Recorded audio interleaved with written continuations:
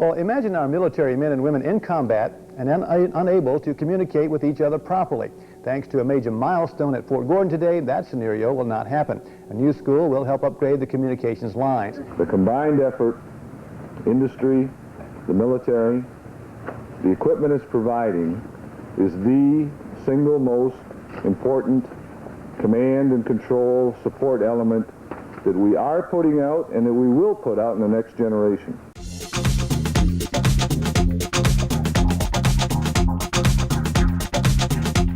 So the school was established here at Fort Gordon to provide the MOS and leader development training for the mobile subscriber equipment as it was being fielded to the Army over, I think it was about a decade.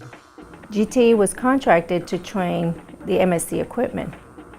There were 3 main courses: transmission, switching, and nodal operation. MSC really revolutionized how the Signal Corps did business from soup to nuts. It created new force designs, new MOSs, new ways of training. It was all new technology. Much of it was digital, and it was an entirely new way of doing business. So we had to train our soldiers completely different. We were at Brems Barracks from May of 1989 until December of 1998. The difference between back then and now is the environment that we're training in. Back then we were out in the elements. We were out there in the heat, in the cold, and in the driving rain.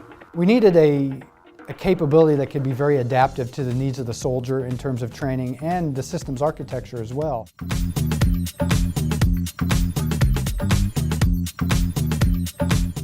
I remember when Desert Shield and Desert Storm occurred, it was nerve-wracking because we knew that we had to train not just good soldiers, but great soldiers.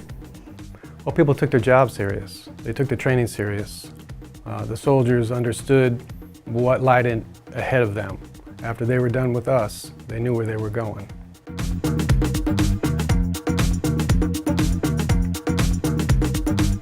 In 1998, we moved from Brems Barracks to Brent Hall. This move ushered in an era of great change.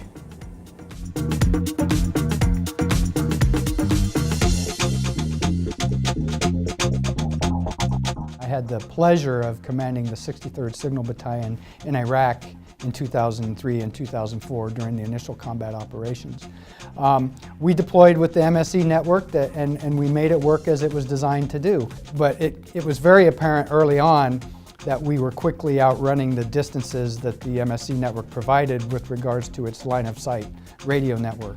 We really needed a lot more SATCOM than we had available in the network and that the Army had in the network at the time.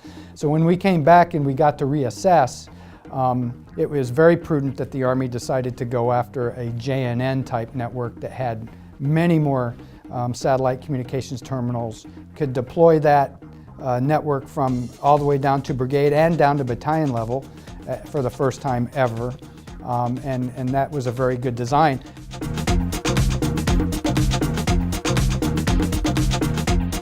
WinT was kind of the beginning of a new era for the LandWarNet School. It introduced us to new technologies, a new way of training, new requirements for not only the staff, but also for the student and for our developers. The battle, the war in Iraq, the war on terror was in full swing. WinT, at that time, JNN, a satellite communication system that allowed beyond the horizon communication.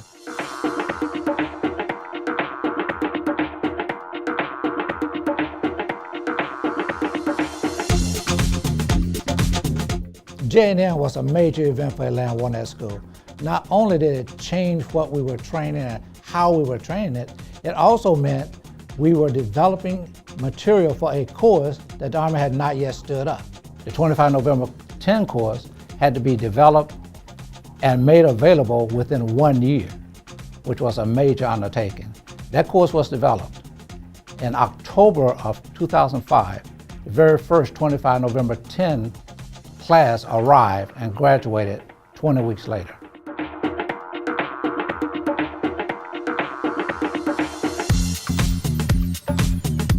The use of simulations had a huge impact on the way we do training.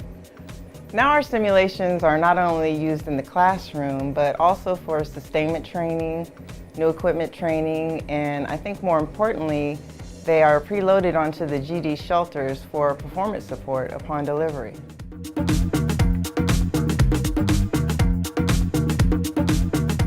In addition to PC Sims, we also have the Nodal Network Simulator, also known as the NNS. And this particular product came about when there was a demand for training during a capstone exercise, but no equipment was available.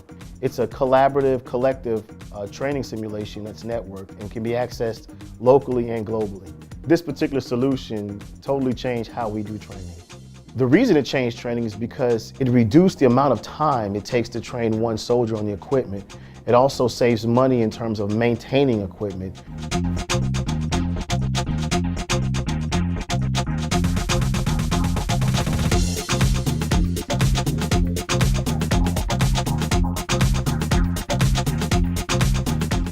LandWarNet School has incorporated the Army Learning Model.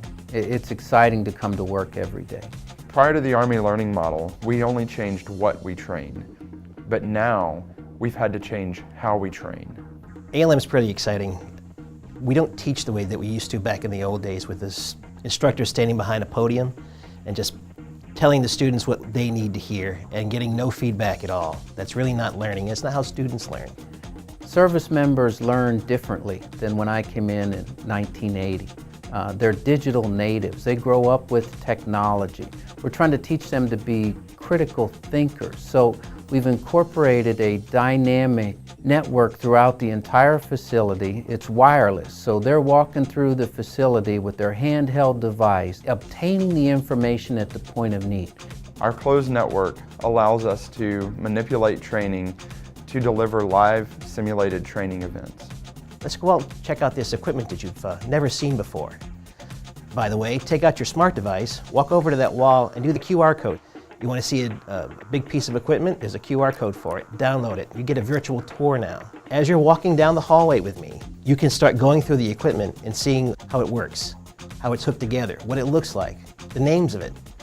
And by the time the tour is going on, you're asking me intelligent questions about this piece of equipment that you're going to use as soon as you leave here. We've all but eliminated PowerPoint. We've gone to HTML format. The training is dynamic, it's video-based. We had to add skill sets that we didn't have before. Robust video creation, 3D modeling, instructional programming, and these new skill sets allowed us to create content that was in a 3D gaming environment that would produce context for the soldier. Now, all this information is not only here at LandWarNet School, it's on the internet. LandWarNet University. I teach them how to find it. Not only here, but when they're at their unit. So they go to LandWarNet University. Every CBT, every video, every TM, every TB that's out there is in LandWarNet University. Really what we're doing is a game changer, I think, for not only the Signal Corps, but the entire Army.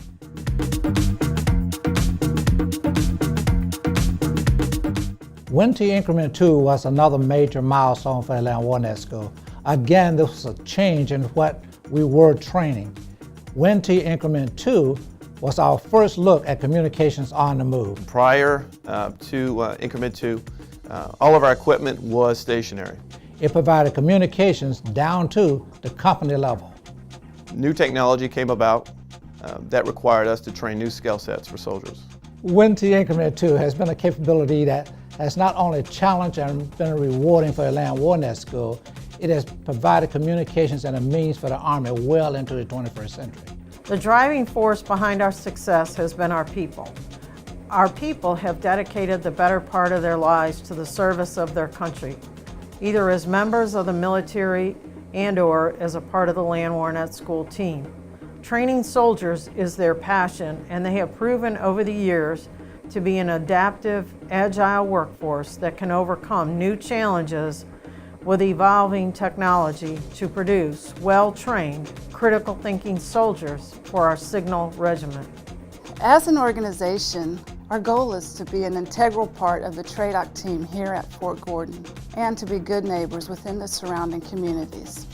General Dynamics and its employees have been active members of the community through their support of the Fort Gordon Fisher House and the Fisher House Foundation worldwide, Fort Gordon Augusta chapter of AUSA, United Way of the CSRA, Toys for Tots, and many more. We also show our ultimate support for our soldiers through Red Shirt Fridays.